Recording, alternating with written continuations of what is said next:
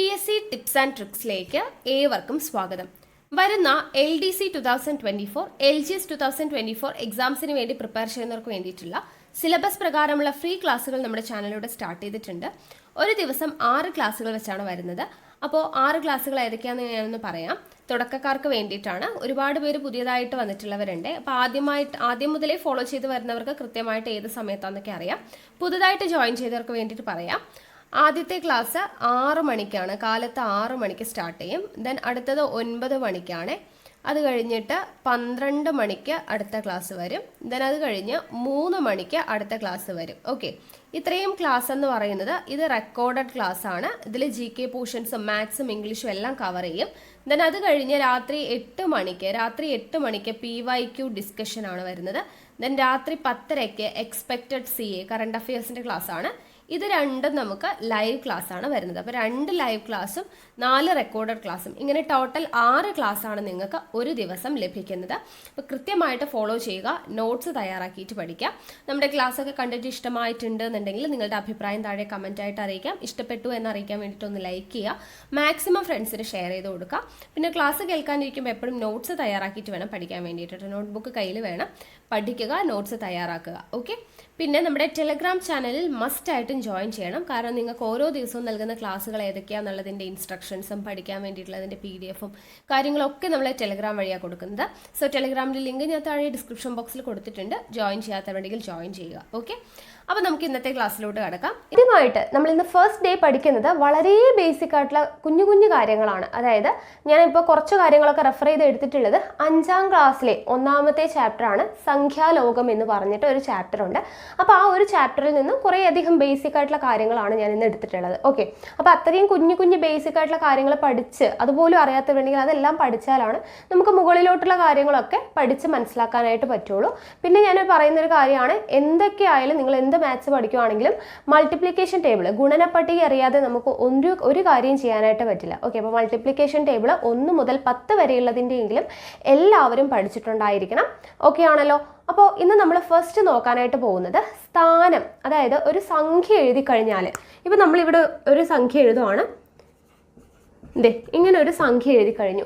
എന്നിട്ട് ഇതിൻ്റെ 100ൻ്റെ സ്ഥാനത്തുള്ള സംഖ്യയോട് എന്ന് പറഞ്ഞു കഴിഞ്ഞാൽ ഇതിൽ ഏതാണ് 100ൻ്റെ സ്ഥാനത്ത് കിടക്കുന്ന സംഖ്യ, അല്ലെങ്കിൽ 10ൻ്റെ സ്ഥാനത്ത് കിടക്കുന്ന സംഖ്യ ഏതാണ്, 1000ൻ്റെ സ്ഥാനത്ത് കിടക്കുന്ന സംഖ്യ ഏതാണ്. അപ്പം സ്ഥാനം അറിയാത്തവരുണ്ടാകാം. അപ്പം അങ്ങനെയുള്ളവരുണ്ടെങ്കിൽ ഇവിടെ ശ്രദ്ധിക്കുക. എങ്ങനെയാണ് നമ്മൾ സ്ഥാനം പറയുന്നത്? നമ്മൾ മാത്സിൽ എന്തൊരു കാര്യം ചെയ്യുമ്പോഴും എപ്പോഴും ഇവിടെ നിന്ന് ഇങ്ങോട്ടാണ് ചെയ്യുക. ഓക്കെ, വലത്തുനിന്ന് ഇടത്തോട്ടാണ് നമ്മൾ എപ്പോഴും മാത്സ് ചെയ്തു വരിക. ഓക്കെ, ബാക്കി എല്ലാ കാര്യങ്ങളും നമ്മൾ എഴുതി നോക്കുക അങ്ങോട്ടാണ്. മാത്സ് നമ്മൾ എപ്പോഴും ഇവിടെ നിന്ന് ഇങ്ങോട്ടാണ് ചെയ്യുക, അല്ലേ? അപ്പോൾ അതുപോലെ തന്നെയാണ് നമ്മൾ സ്ഥാനം പറയുന്നത്. ഇവിടെ ഒറ്റയുടെ സ്ഥാനത്ത് കിടക്കുന്നത് ആരാണ്? ഈ കിടക്കുന്ന 4 ഒറ്റയുടെ സ്ഥാനത്ത് കിടക്കുന്ന ആള്. ഇനി 10ൻ്റെ സ്ഥാനത്ത് ആരാണ് കിടക്കുന്നത്? ഈ കിടക്കുന്ന 5 10ൻ്റെ സ്ഥാനത്ത് കിടക്കുന്ന ആള്. ഇനി 100ൻ്റെ സ്ഥാനത്ത് ഒറ്റ, 10, പിന്നെ ആരാണ്? 100ൻ്റെ സ്ഥാനത്ത് കിടക്കുന്നത് ഈ 6. ദെൻ 100 കഴിഞ്ഞ് പിന്നെ അടുത്തത് 1000ൻ്റെ സ്ഥാനത്ത് കിടക്കുന്നു. ദെൻ 9 കിടക്കുന്നത് എവിടെയാണ്? 10000ൻ്റെ സ്ഥാനത്താണ് കിടക്കുന്നത്. ഓക്കെ, അപ്പോൾ ഒറ്റയുടെ സ്ഥാനത്ത് 4, 10ൻ്റെ സ്ഥാനത്ത് 5, 100ൻ്റെ സ്ഥാനത്ത് 6, 1000ൻ്റെ സ്ഥാനത്ത് 8, 10000ൻ്റെ സ്ഥാനത്ത് 9.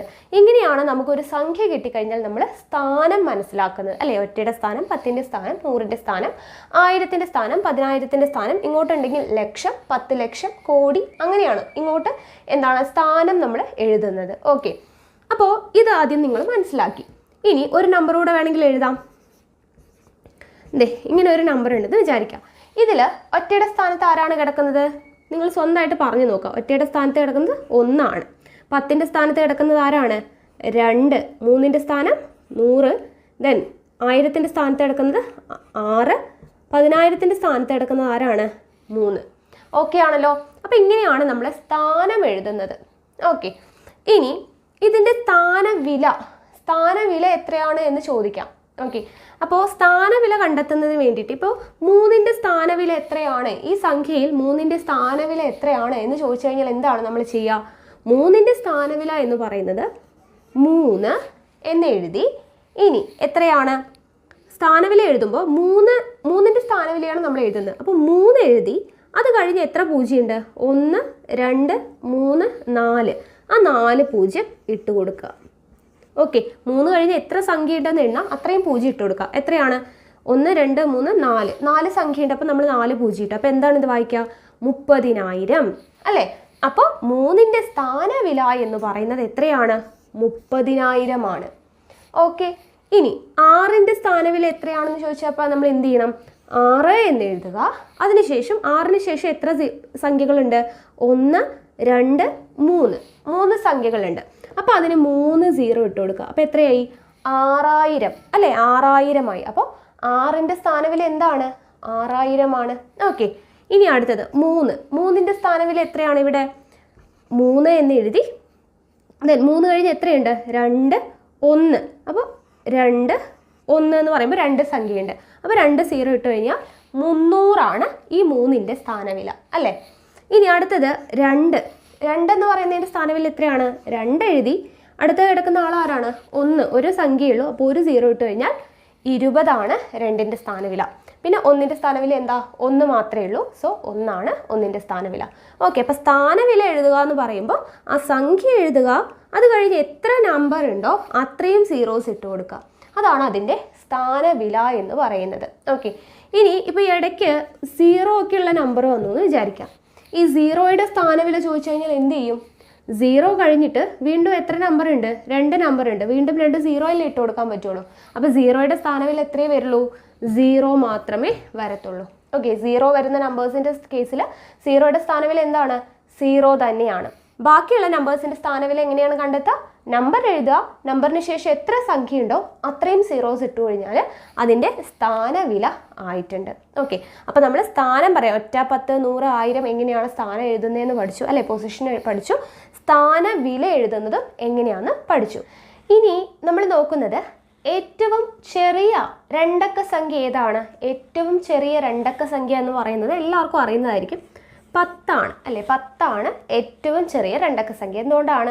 നമ്മൾ 1 2 3 4 5 6 7 8 9 വരെയും എന്താണ്? ഒറ്റ അക്കേ ഉള്ളൂ. 10 രണ്ടക്കം സ്റ്റാർട്ട് ചെയ്യുന്നത്. അപ്പോൾ ഏറ്റവും ചെറിയ രണ്ടക്ക സംഖ്യ എന്ന് പറയുന്നത് എന്താണ്? 10. ഇനി ഏറ്റവും ചെറിയ മൂന്നക്ക സംഖ്യ എന്ന് പറയുമ്പോഴോ?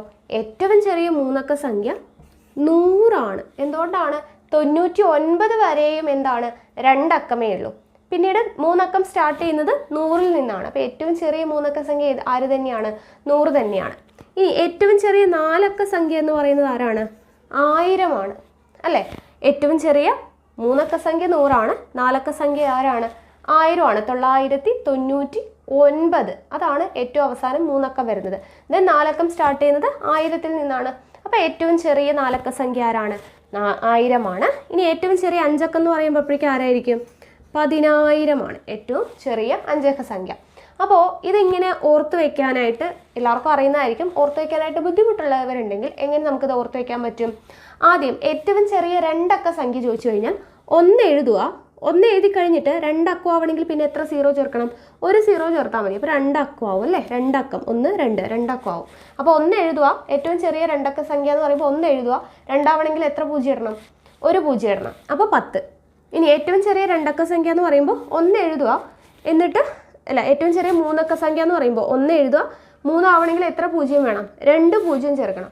അപ്പോൾ 3 എന്ന് പറയുമ്പോൾ 100 ഇനി ഏറ്റവും ചെറിയ നാലക്കം എന്ന് പറയുമ്പോൾ എന്ത് ചെയ്യുക? 1 എഴുതുക. 4 അക്കം ആവണമെങ്കിൽ പിന്നെ എത്ര 0 ചേർക്കണം? 3 0 ചേർക്കണം. അപ്പോൾ 3 ചേർക്കുമ്പോൾ 1000 എന്ന് കിട്ടി. ഇനി ഏറ്റവും ചെറിയ അഞ്ചക്ക സംഖ്യ എന്ന് പറയുമ്പോഴത്തേനും 1 എഴുതുക. 5 ആവണമെങ്കിൽ എത്ര 0 ചേർക്കണം? 4 0 ചേർക്കണം. അപ്പോൾ ഈ രീതിയിലാണ് ഇത് എഴുതുന്നത്.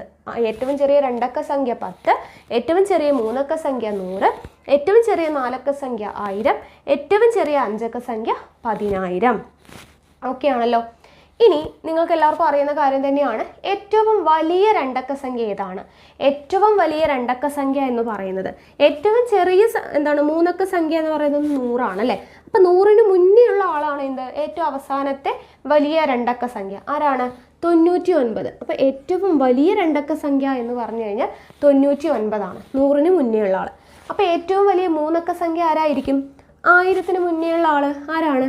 999. ഇനി അടുത്ത ആൾ അടുത്ത 4 അക്ക സംഖ്യ ഏതാണ്? ഏറ്റവും വലിയ 4 അക്ക സംഖ്യ 9 9 9 9. അപ്പോൾ ഇതിൽ നിന്ന് നമുക്ക് എന്ത് മനസ്സിലാക്കാൻ പറ്റും?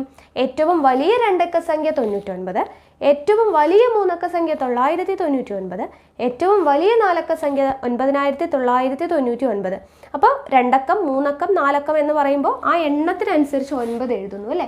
അപ്പോൾ ഏറ്റവും വലിയ 6 അക്ക സംഖ്യ ഏതാണെന്ന് ചോദിച്ചു കഴിഞ്ഞാൽ അപ്പോൾ എന്ത് ചെയ്യുക? 6 9 എഴുതുക. ഓക്കെ, ഏറ്റവും വലിയ 5 അക്ക സംഖ്യ ഏതാണ്? ഏറ്റവും വലിയ 5 അക്കം ഏതാണെന്ന് ചോദിച്ചു കഴിഞ്ഞാൽ 5 9 എഴുതുക. അത്രയേ ഉള്ളൂ. ഓക്കെ ആണല്ലോ? അപ്പോൾ ഏറ്റവും ചെറിയ 2 അക്കം ചോദിച്ചാൽ കഴിഞ്ഞാൽ എന്ത് ചെയ്യുക? 1 എഴുതുക. 2 അക്കം ആവണമെങ്കിൽ എത്ര 0 ചേർക്കണം? 1 0 ചേർക്കണം. അപ്പോൾ 2 അക്ക സംഖ്യയായി. ഏറ്റവും ചെറിയ 4 അക്കം ചോദിച്ചു കഴിഞ്ഞാൽ എന്ത് ചെയ്യുക? 1 എഴുതുക. 4 ആവണമെങ്കിൽ എത്ര 0 വേണം? 3 0 വേണം. അപ്പോൾ 1000 ആയി. ഇനി വലുതാണ് ചോദിക്കണമെങ്കിൽ, ഏറ്റവും വലിയ സംഖ്യ ചോദിക്കുകയാണെങ്കിൽ, ഏറ്റവും വലിയ 2 അക്കമാണെങ്കിൽ 2 9 എഴുതുക, ഏറ്റവും വലിയ 3 അക്കമാണെങ്കിൽ 3 9 എഴുതുക, ഏറ്റവും വലിയ 4 അക്കം ആണെങ്കിൽ 4 9 എഴുതുക, ഏറ്റവും വലിയ 5 അക്ക സംഖ്യ ആണെങ്കിൽ 5 9 എഴുതി വയ്ക്കുക. ഓക്കെ ആണല്ലോ? അപ്പോൾ ഏറ്റവും ചെറിയ സംഖ്യകളും ഏറ്റവും വലിയ അക്ക സംഖ്യകളും നമ്മൾ എഴുതാനായിട്ട് പഠിച്ചു. അടുത്തത് നോക്കുക. ഇപ്പം നമ്മളോട് 36നോട് 1 കൂട്ടിയാൽ എത്രയാണ് എന്ന് ചോദിച്ചു കഴിഞ്ഞാൽ നമുക്കറിയാം 36 + 1 എന്ന് എഴുതി നമ്മൾ 37 എന്ന് നമുക്കറിയാം അല്ലേ? അല്ലെങ്കിൽ 40നോട് 2 കൂട്ടിയാൽ എത്രയാണ്? 42 ആണ്. അങ്ങനെ നമുക്ക് ഈസി ആയിട്ട് പറയാൻ പറ്റും. ഇവിടെ നോക്കുക, ഈ ഒരു ചോദ്യം 99,999ൻ്റെ കൂടെ 1 കൂട്ടിയാൽ എത്ര കിട്ടും? അപ്പോൾ ഇത്രയും വായിക്കുമ്പോഴത്തേനും ഒരുപാട് ലെങ്തി ആയിട്ട് തോന്നും. ഇതെങ്ങനെയാണ് അല്ലേ? ചെറിയൊരു കൺഫ്യൂഷൻ വരാൻ ചാൻസ് ഉണ്ട്. അപ്പോൾ എന്ത് ചെയ്യുക? ഇതെങ്ങനെയാണ് എഴുതുക? 99,000 എന്നല്ലേ പറഞ്ഞിരിക്കുന്നത്? അപ്പോൾ 99,000 എന്ന് പറയുമ്പോൾ എന്ത് ചെയ്യുക? നമ്മൾ ആ 99 എഴുതി അല്ലേ? 99,900 എന്ന് പറയുമ്പോൾ വീണ്ടും ഒരു 9 വന്നു. 99 എന്ന് പറയുമ്പോൾ 99 വീണ്ടും വന്നു. ഇങ്ങനെയല്ലേ എഴുതുന്നത്? 99,999ൻ്റെ കൂടെ 1 കൂട്ടിയാൽ എത്ര കിട്ടും? അതെല്ലാവർക്കും അറിയാം. 99,999ൻ്റെ കൂടെ 1 കൂട്ടിയാൽ എത്രയാണ്? 1,00,000 എന്നുള്ളത് എല്ലാവർക്കും അറിയുന്നതാണ്. പക്ഷെ അത് എഴുതുന്നത് എങ്ങനെയാണ് എന്നുള്ളത് അല്ലേ? ഇങ്ങനെ പെട്ടെന്ന് വായിക്കുമ്പോൾ ചെറിയൊരു കൺഫ്യൂഷൻ ഉണ്ടാവാൻ ചാൻസ് ഉണ്ട്. അപ്പോൾ 99,000 എന്ന് പറയുമ്പോൾ 99 നമ്മൾ ആദ്യം എഴുതി. ദെൻ 900 എന്ന് പറയുമ്പോൾ 900 എഴുതി. 99ൻ്റെ എന്ന് പറയുമ്പോൾ 99 എഴുതി. ഓക്കെ, അതിൻ്റെ കൂടെ 1 കൂട്ടിയാൽ എത്രയാണ്? 1 കൂട്ടുക. 1 കൂട്ടുമ്പോൾ എന്താണ് ചെയ്യുന്നത്? 9 1 10ന് 0, 1 ബാലൻസ്, 9 1 വീണ്ടും 10, 1 ബാലൻസ്, 9 1 വീണ്ടും 10, 1 ബാലൻസ്, 9 1 10ന് 0 വീണ്ടും ബാലൻസ്, 9 1 10. ഇനി ബാലൻസ് ഇല്ലാത്തതുകൊണ്ട് ആ 10 ഇവിടെ എഴുതി. അപ്പോൾ എത്ര കിട്ടി നമുക്ക് ആൻസർ? 1,00,000 എന്ന് നമുക്ക് കിട്ടി അല്ലേ? അപ്പോൾ 99,999ൻ്റെ കൂടെ 1 കൂട്ടിയാൽ 1,00,000 ആണെന്ന് നമുക്ക് എല്ലാവർക്കും അറിയാം. പക്ഷെ അത് എഴുതുന്നത് എന്തെങ്കിലും കൺഫ്യൂഷൻ ഉണ്ടെങ്കിൽ അത് മാറാൻ വേണ്ടിയിട്ടാണ് ഇങ്ങനെ ഒരു ക്വസ്റ്റ്യൻ എടുത്തത്. അപ്പോൾ അതെങ്ങനെയാണ് എഴുതുന്നതെന്ന് മനസ്സിലായല്ലോ. അടുത്ത ഒരു ചോദ്യം നമുക്ക് നോക്കാം. ഇവിടെ നോക്കുക, 1,89,999ൻ്റെ കൂടെ 3 കൂട്ടിയാൽ എത്ര കിട്ടും? അപ്പോൾ ഇതെങ്ങനെയാണ് എഴുതുക? 1,00,000 എന്ന് പറയുമ്പോൾ നമ്മൾ എന്ത് ചെയ്യുക? 1 എന്ന് എഴുതി അല്ലേ? 1,89,000 അല്ലേ? 89,999ൻ്റെ കൂടെ 3 കൂട്ടിയാൽ അല്ലേ? ഇങ്ങനെയാണ് നമ്മൾ എഴുതേണ്ടത് അല്ലേ? 1,89,999. ഓക്കെ ആണല്ലോ? നമ്മൾ വായിക്കുന്നതിനനുസരിച്ച് എഴുതിയാൽ മതി. അപ്പോൾ നമുക്ക് കറക്റ്റായിട്ട് എഴുതാൻ പറ്റും. അതിൻ്റെ കൂടെ 3 കൂട്ടിയാൽ എത്ര കിട്ടും? ഇനി നമുക്ക് കൂട്ടാൻ എളുപ്പമാണല്ലോ. 9 3 കൂടെ കൂട്ടിയാൽ 12ന് 2, 1 ശിഷ്ടം. 9 1 കൂടെ കൂട്ടിയാൽ 10, ബാലൻസ് 1 വരും. 9 1 കൂടെ കൂട്ടിയാൽ വീണ്ടും 10, ബാലൻസ് 1 വരും. 9 1 കൂടെ കൂട്ടിയാൽ വീണ്ടും 10, ബാലൻസ് 1 വരും. 8 1 കൂടെ കൂട്ടിയാൽ 9, ഇവിടെ 1 ഉണ്ട്. ഓക്കെ, അപ്പോൾ 1,90,002 എന്ന് നമുക്ക് ആൻസർ കിട്ടി. ഓക്കെ ആണല്ലോ? അടുത്ത ക്വസ്റ്റ്യൻ നോക്കാം. 70,911ൻ്റെ കൂടെ 28 കൂട്ടിയാൽ എത്ര കിട്ടും? 70,000 ആണ് പറഞ്ഞിട്ടുള്ളത്. അപ്പോൾ 70,000 എന്ന് പറയുമ്പോൾ 70 എന്ന് എഴുതി. 70,911. ഓക്കെ, 70,000 എന്ന് പറയുമ്പോൾ 70 എഴുതുക. ദെൻ 911 എന്ന് പറയുമ്പോൾ 911 എഴുതുക. 70,911ൻ്റെ കൂടെ 28 കൂട്ടിയാലാണ്. അപ്പോൾ 28 കൂട്ടുമ്പോൾ 8 1 9, 2 1 3, ബാക്കിയൊന്നും കൂട്ടാനില്ല. സോ 9ഉം 0ഉം 7ഉം എടുത്തെഴുതി. അപ്പോൾ 70,939 എന്ന് നമുക്ക് ആൻസർ കിട്ടി. ഓക്കെ, അപ്പോൾ ഇങ്ങനെ നമുക്ക് എഴുതിയിട്ട് തന്നു കഴിഞ്ഞാൽ 1,89,900 ഇങ്ങനെ എഴുതി കഴിഞ്ഞാൽ, അക്ഷരത്തിൽ എഴുതി തന്നാൽ അതിനെങ്ങനെയാണ് അക്കത്തിലോട്ട് മാറ്റുന്നത് എന്ന് മനസ്സിലായല്ലോ. ഓക്കെ, ഇനി അടുത്തത് നമുക്ക് നോക്കാം. അടുത്തത് നമ്മൾ പഠിക്കുന്നത്, ഇപ്പം നമ്മൾ യൂട്യൂബിൻ്റെ വീഡിയോസൊക്കെ വ്യൂസ് എടുത്ത് നോക്കിക്കഴിഞ്ഞാൽ 1 മില്യൺ വ്യൂ അല്ലേ, 1M വ്യൂസ് എന്ന് പറഞ്ഞ് കാണാറുണ്ട്. അപ്പോൾ മില്യൺ എന്ന് പറഞ്ഞാൽ എത്രയാണ് എന്ന് അറിയാത്തവർ ഉണ്ടാവുക അല്ലേ. മില്യൺ, ബില്യൺ, ട്രില്യൺ എന്ന് പറഞ്ഞാലൊക്കെ എന്താണെന്ന് അറിയാത്തവരുണ്ടാവും. അപ്പോൾ അതാണ് നമ്മൾ പറയുന്നത്. ആദ്യം 1 മില്യൺ. ഓക്കെ, 1 മില്യൺ എന്ന് വെച്ചാൽ എത്രയാണ്? 10 ലക്ഷമാണ്. 10 ലക്ഷം എന്ന് പറഞ്ഞു കഴിഞ്ഞാൽ 1 മില്യൺ എന്ന് പറഞ്ഞാൽ 10 ലക്ഷം. 10 ലക്ഷം എങ്ങനെയാണ് എഴുതുക? 10�6. അതായത് 10�6 മീൻസ് എന്താണ്? ഇപ്പോൾ നമ്മൾ 10 സ്ക്വയർ എന്ന് എഴുതിയാൽ എന്താണ് അർത്ഥം? 100 അല്ലേ. 10ൻ്റെ സ്ക്വയർ 100. അതായത് ഇവിടെ 1 കഴിഞ്ഞ് എത്ര 0 ഇട്ടു? 2 0 ഇട്ടു. ഇവിടെ പവർ എത്രയാണ്? 2. 10�3 എന്ന് പറഞ്ഞാൽ എത്രയാണ്? 1000. അപ്പോൾ 1 കഴിഞ്ഞ് 3 0 ഇട്ടു. ഇവിടെ പവർ എത്രയാണ്? 3. 10⁴ എന്ന് പറയുമ്പോൾ എത്രയാണ്? 10,000. അതായത് 1 കഴിഞ്ഞ് 4 0 ഇട്ടു. ഇവിടെ പവർ എത്രയാണ്? 4. അപ്പോൾ പവർ എത്രയാണോ വരുന്നത് അത്രയും 0 നമ്മൾ എന്ത് ചെയ്യേണ്ടത്? 1ന് ശേഷം ഇട്ട് കൊടുക്കേണ്ടത്. അപ്പോൾ ഇവിടെ എന്താണ് അർത്ഥം? 1 കഴിഞ്ഞ് 6 0 ഉണ്ടാവും. എവിടെ? 10 ലക്ഷത്തിന്. ഓക്കെ, ഇനി 1 ബില്യൺ. 1 ബില്യൺ എന്ന് പറഞ്ഞാൽ എന്താണ്? മില്യൺ ആണ് നമ്മളിപ്പോൾ പഠിച്ചത്. ഇനി ബില്യൺ എന്ന് പറഞ്ഞു കഴിഞ്ഞാൽ 100 കോടിയാണ്. ഓക്കെ, ഇപ്പോൾ ചില സിനിമകളൊക്കെ 100 കോടി ക്ലബിൽ കയറി എന്ന് പറഞ്ഞ് കേട്ടിട്ടുണ്ട് അല്ലേ.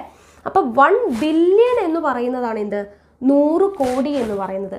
അതെന്ന് പറയുന്നത് 10⁹ ആണ്. 10⁹ 100 കോടി എന്ന് പറയുന്നത്. അതായത് 1 കഴിഞ്ഞ് എത്ര 0 ഉണ്ടാവും? 9 0 ഉണ്ടാവും. എവിടെ? 100 കോടിക്ക്. ഓക്കെ, ഇനി അടുത്തത് 1 ബില്യൺ കഴിഞ്ഞ് കഴിഞ്ഞാൽ 1 ട്രില്യൺ. 1 ട്രില്യൺ എന്ന് പറഞ്ഞു കഴിഞ്ഞാൽ എത്രയാണ്? 1,00,000 കോടി. 1,00,000 കോടിക്ക് പറയുന്നതാണ് 1 ട്രില്യൺ എന്ന് പറയുന്നത്. ഓക്കെ, അത് എഴുതുന്നത് 10⁻12 അതായത് 1 കഴിഞ്ഞ് എത്ര 0 ഉണ്ടാവും? 12 0 ഉണ്ടാവും. 1,00,000 കോടി. ഇനി ഒരു പേരും കൂടെ പഠിച്ചു വയ്ക്കാം, ഗൂഗോൾ.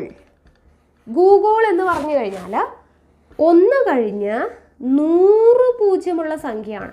10⁻100 എന്ന് നമുക്ക് എഴുതാം. 1 കഴിഞ്ഞ് 100 0 സംഖ്യ എന്താണ് നമുക്ക് വായിക്കാമെന്ന് പോലും പറയാൻ പറ്റില്ല. 1 കഴിഞ്ഞ് 0 0 0 0 അങ്ങനെ 100 സീറോസ് ഉണ്ടാവുന്ന ആ വലിയ സംഖ്യയെ പറയുന്ന പേരാണ് ഗൂഗോൾ എന്ന് പറയുന്നത്. ഓക്കെ, അപ്പോൾ ഇത്രയും നിങ്ങൾ പഠിച്ചു വയ്ക്കുക. 1 മില്യൺ എന്ന് പറയുന്നത് എത്രയാണ്? 10 ലക്ഷമാണ്. അതായത് 10⁻6 എന്ന് വെച്ചാൽ എന്താണ്? 1ന് ശേഷം 6 0 ഉണ്ട്. ദെൻ 1 ബില്യൺ എന്ന് പറഞ്ഞു കഴിഞ്ഞാൽ 100 കോടിയാണ്.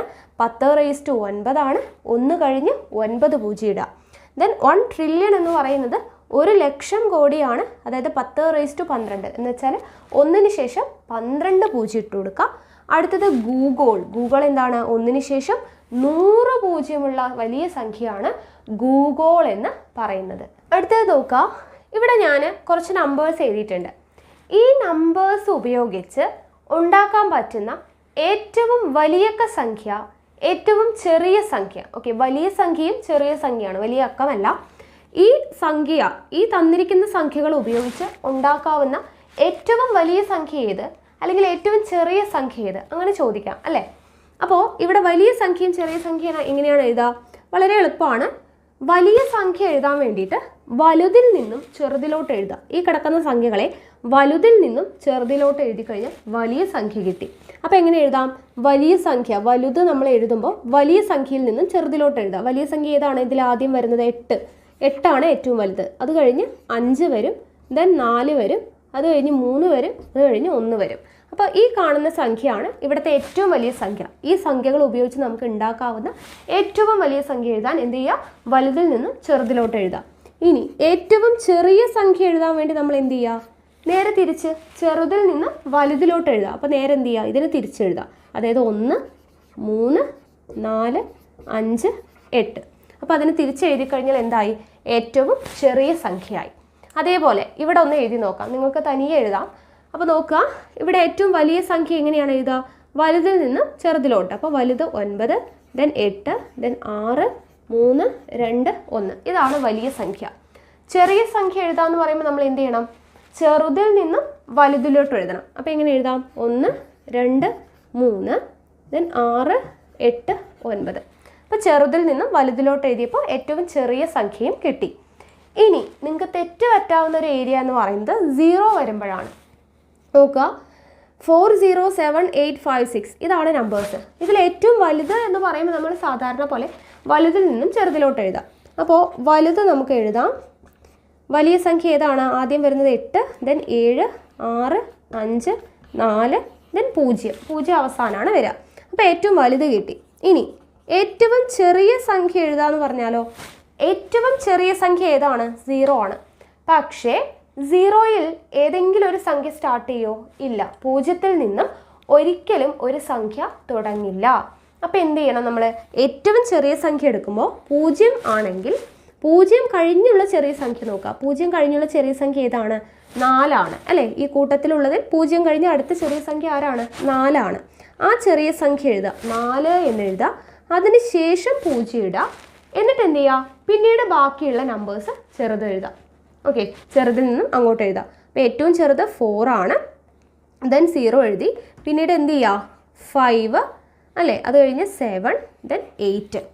അപ്പോൾ ഇങ്ങനെ ഇവിടെ ഒരു 6 ഉണ്ടല്ലേ? 6, 5, 6, 7, 8. അപ്പോൾ ചെറുതിൽ നിന്നും വലുതിലോട്ട് നമ്മൾ എഴുതി. അപ്പോൾ 0 വരുന്ന കേസിൽ എന്ത് ചെയ്യുക? 0 നോക്കുക. 0യ്ക്ക് കഴിഞ്ഞിട്ട് വരുന്ന ചെറിയ നമ്പർ ഏതാണോ അത് ആദ്യം എഴുതുക. അതിനുശേഷം മാത്രം 0 ഇടാനായിട്ട് ശ്രദ്ധിക്കുക. ഓക്കെ ആണല്ലോ? അപ്പോൾ അടുത്തൊരു നമ്പർ നോക്കുക. ഇവിടെ ഏറ്റവും വലുത് എഴുതാൻ പറഞ്ഞ് നമുക്ക് എന്ത് ചെയ്യാം? 9, 8, 6, 2, 1, 0.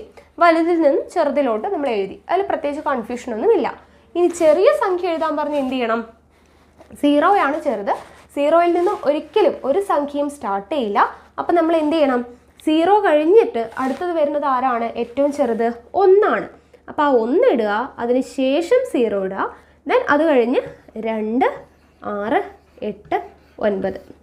ഓക്കെ, അപ്പോൾ ഇത് തന്നെയാണ് ഏറ്റവും ചെറിയ സംഖ്യ നമുക്ക് എഴുതാൻ പറ്റുന്നത്. ഓക്കെ ആണല്ലോ? അപ്പോൾ ഇങ്ങനെയാണ് നമുക്ക് കുറച്ച് സംഖ്യകൾ തന്നിട്ട് അതിൽ നിന്നും വലിയ സംഖ്യയും ചെറിയ സംഖ്യയും എഴുതാനായിട്ട് ചോദിച്ചു കഴിഞ്ഞാൽ. അപ്പോൾ 0 വരുന്ന കേസിൽ മാത്രം ഒന്ന് ശ്രദ്ധിക്കണം. ബാക്കിയുള്ളത് നമുക്ക് ഈസിയാണ്. വലുതെന്ന് പറയുമ്പോൾ വലുതിൽ നിന്നും ചെറുതിലോട്ട് എഴുതാം. ചെറുതെന്ന് പറയുമ്പോൾ ചെറുതിൽ നിന്നും വലുതിലോട്ട് എഴുതാം. ഓക്കെ, അപ്പോൾ ഇത്രയുമാണ് ഇന്നത്തെ ക്ലാസ് എന്ന് പറയുന്നത്.